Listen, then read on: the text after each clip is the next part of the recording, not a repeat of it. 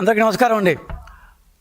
నిన్న వైసీపీ వాళ్ళు పత్రికా సమావేశాలు పెట్టి ఏం మాట్లాడారంటే, చంద్రబాబు గారు ఇప్పుడు సింగపూర్ గారు కదా, పాపం కడుపు మంట స్టార్ట్ అవుతుందన్నమాట. ఏదో ఒకటి చేసి ఎట్లయితే ఆర్థిక సంస్థలకు ఈమెయిల్ ఇచ్చేసి వీళ్ళకి ఆంధ్రప్రదేశ్కి అప్పులు ఇవ్వద్దు అని చెప్పే రీతిలో నిన్నటి నుంచి రాష్ట్రంలో జరిగే భూ కేటాయింపులన్నీ అక్రమం, మేమేదో అక్రమంగా అందరు కేటాయించేసాము, దాన్ని బట్టి మేము వైసీపీ వాళ్ళు ప్రజలతో కలిపి పోరాడతారంట అంటూ రకరకాలుగా మాట్లాడుతూ వచ్చారు. అంతా చంద్రబాబు కనుసన్నల్లోనే జరిగిపోతుందంట.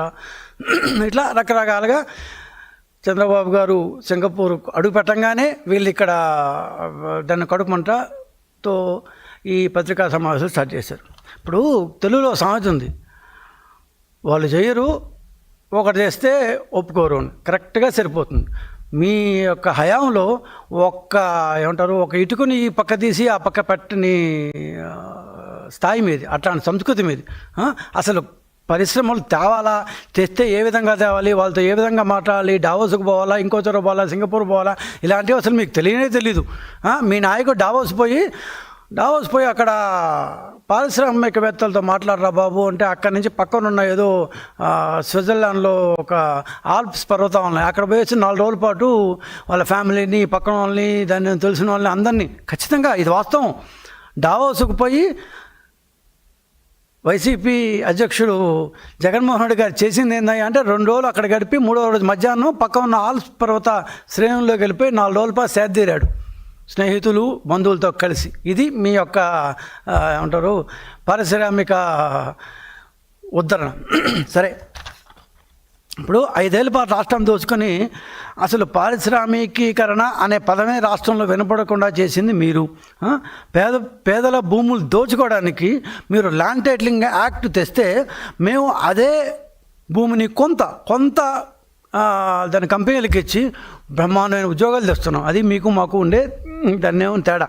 పారిశ్రామికవేత్తలు ఎందుకు వస్తున్నారంటే, సిబిఎన్ అనే ఒక బ్రాండ్, చంద్రబాబు అనే ఒక బ్రాండ్ మీద నమ్మకంతో వస్తున్నారు.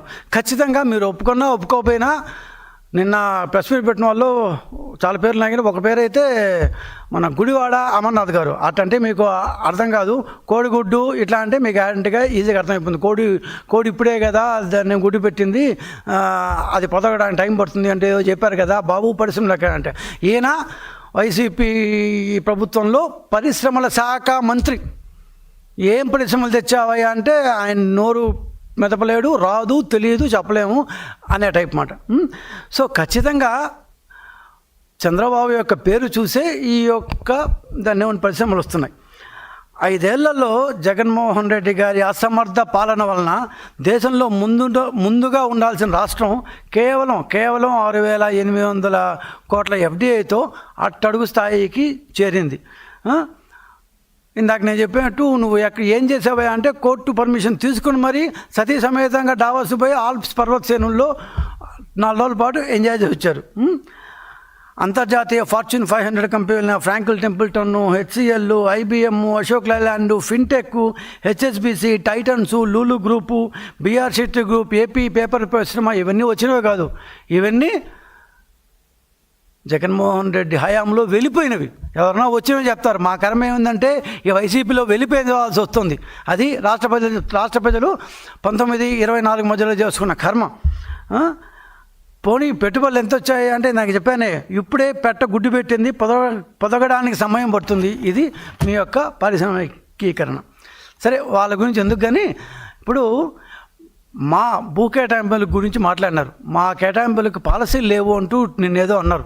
ఎందుకంటే దానికి మేము సమాధానం చెప్పాలి. ఎందుకంటే మేము సమాధానం తెలిసి కూడా మా సమాధానం ఉంది, ఖచ్చితంగా మేము ఇంత కష్టపడి పనిచేస్తున్నప్పుడు సమాధానం చెప్పకపోతే బహుశా అంటారు వాళ్ళ సాక్షిలో చదివే వాళ్ళు కూడా నిజమేమో వాళ్ళు చెప్పింది అనుకుంటారు. అందుకని ప్రతి భూ కేటాయింపుకి గత సంవత్సరంగా ప్రతి భూ కేటాయింపుకి ఒక ప్రభుత్వ పాలసీ ఉంది. ఒక్కొక్క సెక్టార్కి ఒక్కొక్క ప్రభుత్వ పాలసీ ఉంది. అన్నిటికీ కలిపి ఒకే పాలసీ కూడా కాదు, ప్రతిదానికి ఒక పాలసీ పెట్టుకున్నాం. క్యాబినెట్లో చర్చించి అనుమతి తీసుకున్న తర్వాతే ఈ పాలసీని, ఈ భూ కేటాయింపుల పాలసీని అమలు చేస్తున్నాం. మన రాష్ట్రానికి పరిశ్రమ రావాలి అంటే భూమి ఒకటే కూడా సరిపోదు. ఒక భూమి ఇచ్చేస్తే కూడా రాదు. దానికి రకరకాల పర్మిషన్లు కావాలి, ఎకో సిస్టమ్ కావాలి, దాని ఎక్స్పోర్ట్ సౌలభ్య ఇంజనీరింగ్ కావాలి, ఇట్లాంటివి చాలా కావాలి. నీళ్లు కావాలి కొన్ని వాటికి. ఆర్థికంగా దివాళా తీసిన ఈ రాష్ట్రాన్ని కాపాడేందుకు, పరిశ్రమలు ఆకర్షించడానికి ఐటీకి ఒక పాలసీ కావాలి, ఫుడ్ ప్రాసెసింగ్ ఒక పాలసీ కావాలి, ఎంఎస్ఎంఈ దాని పాలసీ కావాలి, దాని ఎలక్ట్రానిక్స్, ఇట్లా ఒక్కొక్క సెక్టార్కి ఒక్కొక్క డిఫరెంట్ టైప్ ఆఫ్ పాలసీని తెచ్చి భూమి, విద్యుత్తు ఇట్లా రాయితీలను కల్పిస్తూ మేము ముందుకు పోతుంటే మీ ఏడుపేంటి మధ్యలో చెప్పండి. మీరు చేయరు, ఒకటి చేస్తే మీకు నచ్చదు, బాధ, అయ్యో వీళ్ళు చేసేస్తున్నారే వీళ్ళకి పేరు వస్తుంది అని. ఈజ్ ఆఫ్ డూయింగ్ బిజినెస్లో మేమేదో 2016లో చేస్తే మీరు చేసింది ఏంటి, మేము చేసిన అదే పేపర్లని మీరు సెంట్రల్ గవర్నమెంట్కి ఈమెయిల్ చేశారు, మేము చేసినాం. ఏం చేసింది మీరు చెప్పండి. మేము ఈజ్ ఆఫ్ డూయింగ్ బిజినెస్ నుంచి స్పీడ్ ఆఫ్ డూయింగ్ బిజినెస్కి వచ్చాం. ఈ 2 పాలసీలను కేంద్ర ప్రభుత్వ మార్గదర్శకాలకు అనుగుణంగా మేము ఏర్పాటు చేస్తున్నాం. అందుకే తక్కువ ధరకు భూమి ఇస్తున్నాం. ఖచ్చితంగా దీంట్లో ఏ విధమైన నామోషి లేదు. కంపెనీలు రావాలంటే తక్కువ ధరకి భూమి ఇస్తున్నాము. అది విషయంలో మేము సిగ్గుపట్ల. మీ మరి వైజాగ్లో ఒక పనికిరాని సమ్మిట్లు పెట్టి 13 లక్షల కోట్లు చేసామని చెప్పి దాంట్లో 11 లక్షల కోట్లు కేవలం సోలారు దాన్ని ప్యానల్స్ కోసం ఇచ్చి ఇట్లాంటి పనులు మేము చేయట్లేదు. తక్కువ ధరకే భూమి, విద్యుత్ రాయితీలు, సుంకాలు, క్యాపిటల్ సహాయం, రెంటల్ సబ్సిడీ, జిఎస్టీ తగ్గింపు, ఇట్లాంటి వేరియస్ పాలసీల ప్రకారం ఇస్తాం. ఒక్కొక్క సెక్టార్కి ఒక్కొక్క పాలసీ పెట్టుకున్నాం. ఇట్లాంటి ప్రోత్సాహకాలు ఇస్తేనే కంపెనీలు వస్తాయి. ఇది కాంపిటేటివ్ వరల్డ్. నువ్వు ఇవ్వకపోతే ఇంకో స్టేట్ ఇస్తుంది. మీరున్న 5 సంవత్సరాల్లో అంటే భారతదేశానికి పరిశ్రమలు రాలేదా?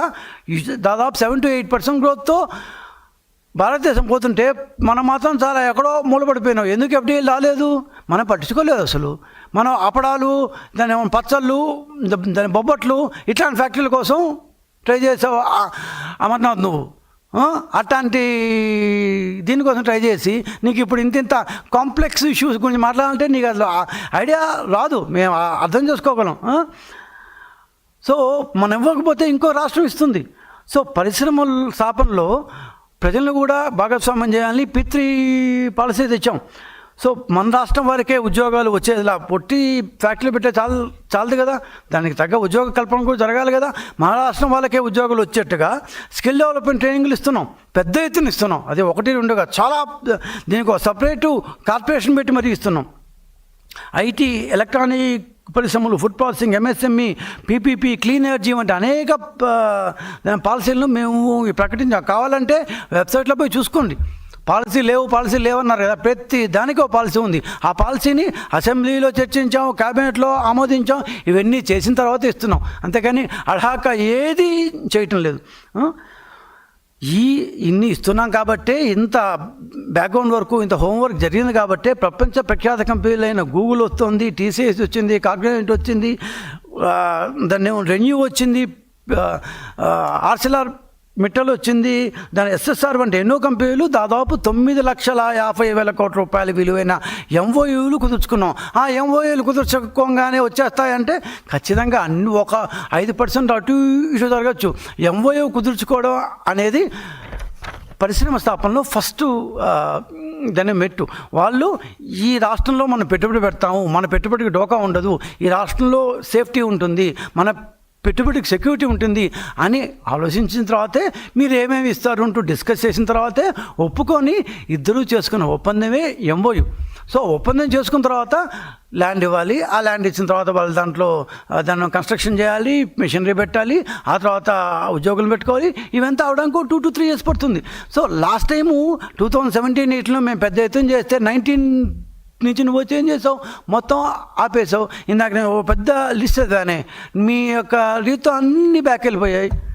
మరి నువ్వేం పుడిచినట్టు నాశనం చేసావు. ఇప్పుడు ఏం చేస్తున్నారు, మళ్ళా కంపెనీలకు మేము ఏదో ఇచ్చేస్తామని దుష్ప్రచారం చేస్తారు. దాని ప్రభుత్వ నిబంధనల ప్రకారమే ఉడ్సా డేటా సెంటర్కు ఎకరా 50 లక్షలకు ఇచ్చాం. అవును ఇచ్చాము, దాంతో తప్పేం లేదు. మేము చెప్తున్నాం కదా, ఐటీ ఆఫీస్కు ఎకరా 1 కోటి చొప్పున ఇచ్చాం. 99 పైసలకి ఇచ్చింది ఒక టీసీఎస్కి మాత్రమే. ఏ బేసిస్ మీద అంటారో అర్థం కాదు. సో మీరు ఇంతకుముందు బోగస్ సమ్మిట్లు పెట్టారు, మేము అట్లా బోగస్ సమ్మిట్లో అసలు పెట్టలేదు. మీరు ఉన్నప్పుడు వెళ్ళిపోయిన అంటే 2019-24లో వెళ్ళిపోయిన విజయవాడలోని అశోక్ లేలాండ్ పాపం మెషినరీ అంతా కూడా పెట్టేసి మొత్తం కన్స్ట్రక్షన్ పూర్తి చేసి సగం మెషినరీ కూడా ఇన్స్టాల్ చేసిన తర్వాత వీళ్ళతో రచ్చ పర్లేనురా బాబు అనుకొని 5 ఏళ్ల పాటు అశోక్ లేలాండ్ ప్రఖ్యాత కంపెనీ విజయవాడ నుంచి వెళ్ళిపోయింది. ఒక్కసారన్నా వాళ్ళ దగ్గరికి పోయి మీరు మాట్లాడారా? ఎందుకు వెళ్ళిపోయారు, రండి ఇంకోసారి ఏంది ప్రాబ్లం మీకు అని ఎవరన్నా పోయి డిస్కస్ చేశారా? మీ యొక్క జగన్మోహన్ రెడ్డి గారు ఎప్పుడన్నా చెప్పారు, ఒరే బాబు చూడండి రా వాళ్ళు వెళ్ళిపోయారు, వాళ్ళు ఆల్రెడీ మొత్తం కన్స్ట్రక్షన్ కూడా పూర్తి అయిపోయింది, అశోక్ లేలాండ్ దగ్గర ఒక్కసారి వెళ్ళారా? మేము రాగానే వాళ్ళ దగ్గర పోయి ఏంది ప్రాబ్లం అంటే వాళ్ళు 100 ఇష్యూలు చెప్పారు, అన్ని ఇష్యూలు సాల్వ్ చేసాం. ఈరోజు అశోక్ లేలాండ్ మేము వచ్చిన తర్వాత సంవత్సరంలోనే ప్రొడక్షన్ కూడా స్టార్ట్ చేసి వాళ్ళు పక్క రాష్ట్రాలకి మహారాష్ట్రలో చేసే బస్సులకి ఇక్కడ బాడీలు కడుతున్నారు. మీరున్నప్పుడు ఎందుకు చేయలేకపోయారు? విజయవాడ లాంటి సిటీలో అమరావతి పక్కన పెడతాం, పోనీ నీకు అదంటే కోపము అసహ్యము అన్నీ ఉన్నాయి. విజయవాడ ఏం చేసింది మరి? అశోక్ లేలాండ్ ఎందుకు తెరివేశావు? సో ఇట్లా మేము డావోస్కి వెళ్ళాం, ఖచ్చితంగా వెళ్ళాం, నువ్వే వెళ్ళావు. ఇందాక నేను చెప్పినట్టు 4 రోజుల పాటు నువ్వు పోయి పక్క ఉన్న ఆల్ప్స్ పర్వత శ్రేణుల్లో సేద తీరావు, పాపం కష్టపడిపోయావు ఇక్కడ అని చెప్పి. లోకేష్ చంద్రబాబు నాయుడు ఆ పని చేయలేదే. 7 రోజుల పాటు ఎముకలు గడ్డగట్టే చల్లో పాపం రోజు కనీసం 12-13 మీటింగ్లు పెట్టుకున్నారు. కొన్ని వందల మంది పారిశ్రామికవేత్తలతో మాట్లాడారు. ఆ రోజు నువ్వు ఉన్నావు, అక్కడ పోయారు వచ్చాడు ఏమీ చేయలేదు అని ఎగతాలు చేసావు. నీకు సెల్దేమో ఈ రోజుటి వరకు as on today 28th July వరకు 163 కంపెనీలు ఈ 1.5 సంవత్సరంలో మనతో పెట్టుబడి చేస్తూ మనతో MOU కుదుర్చుకున్నాయి. 163 కంపెనీలు, 1, 2, 3 కాదు. అంటే దాదాపు కరెక్ట్ చెప్పాలంటే ప్రతి 1.5 రోజుకి ఒక కంపెనీ వస్తుంది. కావాలి లిస్ట్ అవుతాను, ఏం డౌటే లేదు. ఇంకా క్యాబినెట్ భూములు ఇచ్చింది అన్నావు. అవును, ఖచ్చితంగా ఇచ్చాం. భూములు ఇవ్వకపోతే ఎక్కడ పెడతారు? పెద్ద పెద్ద ఫ్యాక్టరీలు పెట్టాలని భూములు కావాలి. మీకు భూములు కబ్జా చేయడమే తెలుసు, భూములు ఇవ్వడం తెలిస్తే కదా అసలు మీకు ఎప్పుడన్నా. భూములు ఖచ్చితంగా ఇచ్చాము, పరిశ్రమలకు భూములు ఇవ్వాలి, ఇస్తేనే అవి పరిశ్రమలు పెట్టగలవు, లేకపోతే ఎక్కడి నుంచి పెడతాయి? వాళ్ళ దేశాల నుంచి భూములు తెచ్చుకోవాలి కదా, అక్కడి నుంచి డబ్బులు తెస్తారు, అక్కడి నుంచి టెక్నాలజీ తెస్తారు, మనుషులు కూడా తెచ్చుకుంటారు కావాలంటే. కానీ భూమి తెచ్చుకోలేరుగా. మనం ఖచ్చితంగా ఇక్కడ భూమి ఇవ్వాలి. ఎవరికి ఇచ్చాము? అట్లాంటి పెద్ద కంపెనీలకే ఇచ్చాం, వాళ్ళతో MOUలు కూర్చుకున్నాం. నిన్న సమయంలో కార్యకలాపాలు స్టార్ట్ చేయాలి అని చెప్పాం. అట్లాంటి స్టార్ట్ చేయని కంపెనీ 2018లో మాతో MOU కుదుర్చుకొని ఇప్పటిదాకా మొదలుపెట్టిన company for what ever reasons మేము మళ్ళీ వచ్చిన తర్వాత వాళ్ళతో డైలాగ్ చేస్తూ కూడా మేము పెట్టమంటే అట్లాంటి ల్యాండ్స్ మేము వెనక్కి తీసుకున్నాం. ఇవ్వని స్టార్ట్ చేయని కంపెనీ ల్యాండ్స్ వెనక్కి కూడా తీసుకున్నాం మేము. మీ 5 ఏళ్ల పాలనలో మీరు తెచ్చిన ఒక్క కంపెనీ పేరు చెప్పండి. ఒక్కటి, ఓ మంచి కంపెనీ, ఈ పెద్ద కంపెనీ మేము తెచ్చాము అని ఒక్క కంపెనీ పేరు చెప్పండి. ఎన్ని MOUలు చేశారు? ఆ దొంగ సోలారు ఒప్పందాలు కాకుండా ఎన్ని MOUలు చేసుకున్నారు? వైజాగ్లో చేసుకున్న MOUలో సగం ఏది నేను చెప్పేది సోలార్లో మీ వాటా కింద డబ్బులు తీసుకున్న మాట వాస్తవం కదా. 130 ఎకరాల డేటా సెంటర్లో ఒక్కొక్క ఎకరాకి మీరు ఒప్పందం చేసుకున్నారు. ఇప్పుడు ఒక్కొక్క ఎకరాకి ₹1 కోటి వాల్యూ కొట్టి సగం అంటే ₹65 కోట్ల మీ వాటాకు వచ్చిన వాస్తవం కదా? ఖచ్చితంగా వాస్తవమే. లూలు సంస్థ దాన్ని ప్రపంచవ్యాప్తంగా మాల్స్ వస్తుంది. లక్నోలో బ్రహ్మాండ మాల్ కట్టింది, కొచ్చిన్లో అంతకంటే పెద్ద మాలు. ఒకసారి ఎప్పుడైనా కొచ్చిన్ పోతే చూసి ఏడవండి కనీసం ఎంత పెద్ద మాల్ ఉంటుంది. అది మీకు కొన్ని ఏదో అంటారు ఒక మాయా, దాన్ని ప్రపంచ మాల్ ఉంటుంది అది. అట్లాంటి లూలు మాల్ నేను వైజాగ్లో ఇస్తా అంటే నువ్వు వద్దన్నావు. పైగా నిన్న ఆయన మాట్లాడుతూ ఎవరు మన గుడివాడ అమర్నాథ్ గారు, ఎక్స్ ఇండస్ట్రీ మంత్రి, ఎక్స్ పచ్చళ్ళ మంత్రి, లూలు మాల్కి మేము వైజాగ్ నగరం దాటిస్తూ ఉన్నాము, వాళ్ళేమో సెంట్రల్లో కావాలన్నాడు. అయ్యా, మాల్స్ ఎప్పుడు సిటీ మధ్యలో కడతారు, అంతేగాని వైజాగ్ నగర సరిహద్దులు దాటి ఏం కడతారు? ఏమన్నా బుర్ర ఉందా కనీసం మీరు మాట్లాడేప్పుడు? పోనీ మీరు రోజు మాట్లాడే ఉర్సా క్లస్టర్లు, కాగ్నిజెంట్, TCS రూపాయికి ఇచ్చారు అనే దాన్ని ఉర్సా కస్టర్స్కి మేము రూపాయికి ఇచ్చామని అబద్ధాలు చెప్తుంటారు కదా. ఇట్లాంటివి కాకుండా ఈవెన్ క్వాంటమ్ కంప్యూటింగ్ కాకుండా మీరు ఎప్పుడు వినని పేర్లు ఈ మధ్య ఈ 1 yearలో ఏ కంపెనీలు వచ్చాయో చెప్పమంటారా? మీరు రోజు మాట్లాడే ఈ కంపెనీలు కాకుండా ఎల్జీ ఎలక్ట్రానిక్స్ 5,000 కోట్లతో శ్రీ సిటీలో ఎల్జీ ఎలక్ట్రానిక్స్ లోకేష్ మొన్న దాని ఓపెనింగ్ కూడా చేశారు. అది మీ కళ్ళకి కనిపించలేదా? ఫిలిప్స్ కార్బన్ బ్లాక్ నాయుడుపేటలో వచ్చింది. నెల్లూరు జిల్లా నాయుడుపేటలో 3,700 దీంతో వాళ్ళు కొత్త యూనిట్ పెడుతున్నారు. అది మీ కళ్ళకి కనిపించలేదా? కోరమాండల్ సిమెంట్స్ 1,539 కోట్లతో 750 మంది ఉద్యోగాలతో వాళ్ళ యూనిట్ స్టార్ట్ చేయబోతున్నారు. వాళ్ళు బహిరంగంగా వాళ్ళు ప్రకటన కూడా చేశారు. అది మీ చెవులకి కళ్ళకి వినిపించలేదా? భారత్ ఎలక్ట్రానిక్స్ లిమిటెడ్ మినీ నవరత్న కంపెనీ సత్యసాయి జిల్లాలో 1,400 కోట్లతో 8 ఉద్యోగాలతో మేము యూనిట్ పెడతామంటూ బహిరంగంగా వాళ్ళ బోర్డు సమావేశంలో కూడా ఇట్స్ దాన్ని పబ్లిక్ సెక్టర్ కంపెనీ. మీ కళ్ళకు మీ చెవులకు వినిపించలేదా? చూడలేదా? అంటే సాక్షి పేపర్ తప్ప మామూలు పేపర్ చూస్తూ ఉండి అప్పుడప్పుడు. వరుణ్ హాస్పిటాలిటీ, వరుణ్ గ్రూప్ దాన్ని ఒక 2 months బ్యాకే బ్రహ్మాండమైన దాన్ని శంకుస్థాపన చేసుకున్నారు. మీ వైజాగ్లోనే, నువ్వే పక్కనే ఉంటావు.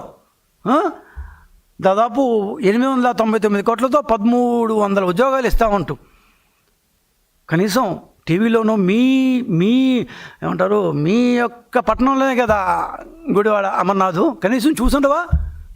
చూసినా కూడా పట్టించుకో.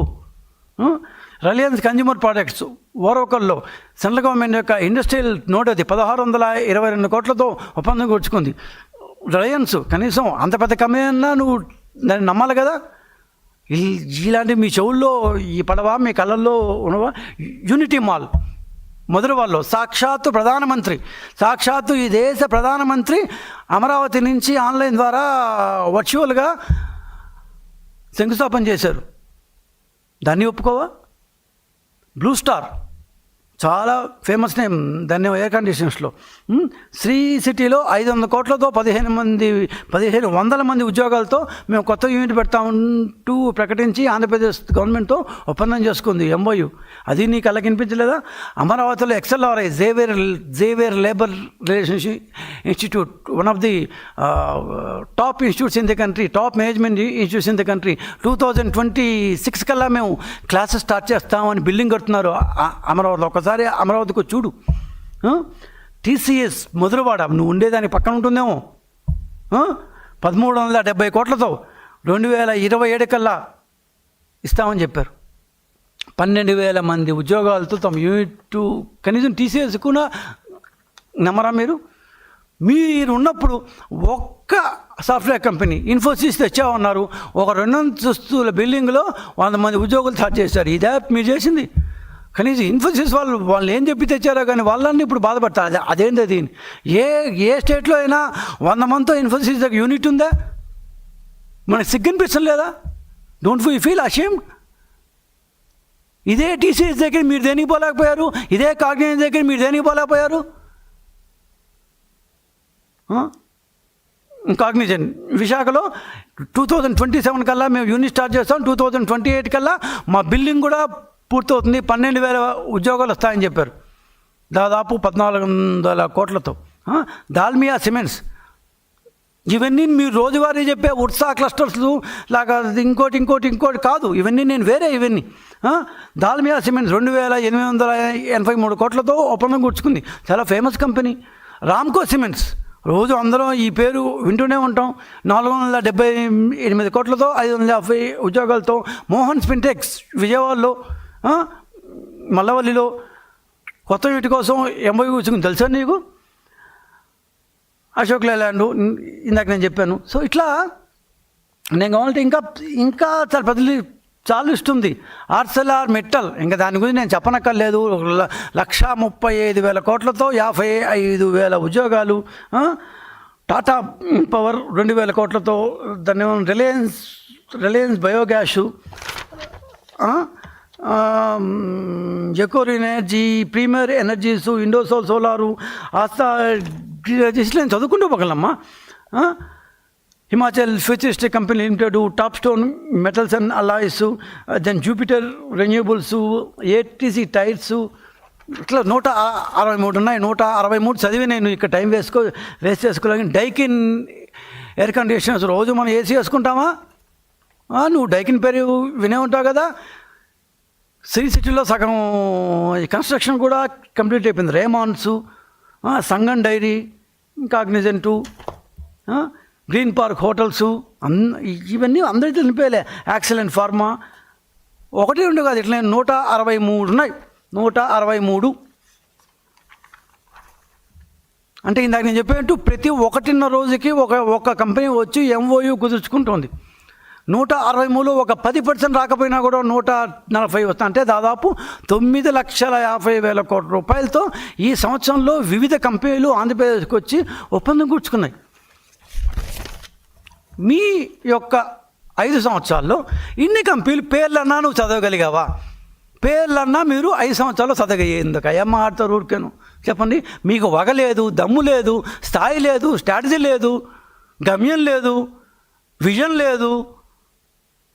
ఒక్కటి మీకు తెలిసింది, ఏడుపు కొట్టతనం. మీరు చేయలేరు, పక్కన చేస్తే ఏడుపు. క్వాంటమ్ వ్యాలీ గురించి గత 3 నెలలుగా చాలా మాట్లాడుతున్నాం మనం. దేశంలో క్వాంటమ్ సాంకేతిక సామర్థ్యాలను అభివృద్ధి చేయడం కోసం మొట్టమొదటిసారిగా ఏషియాలోనే 156 క్యూబిట్ దీంతో మొట్టమొదటిసారిగా computer installation is going to happen in Amaravati. జనవరి 1వ తేదీ రాసిపెట్టుకొని మీ డైరీలో. వైసీపీ సోదరులారా, జనవరి 1వ తేదీ అందరూ కొత్త సంవత్సరం జరుపుకుంటారు కదా. ఆ కొత్త సంవత్సరం జరిపే రోజే అమరావతిలో మొట్టమొదటిసారిగా ఏషియాలోనే, ప్రపంచంలో 8వది, ఏషియాలో మొదటిది అయిన IBM TCS యొక్క 156 క్వాంటమ్ కంప్యూటింగ్ యొక్క ఇది ఇన్స్టలేషన్ జరగబోతోంది. ఇప్పుడు కనీసం చేయాలన్న ఇది కాకుండా ఒకసారి ఆ కంపెనీ రాగానే మైక్రోసాఫ్ట్ గురించి నేను కొత్తగా చెప్పక్కర్లేదు.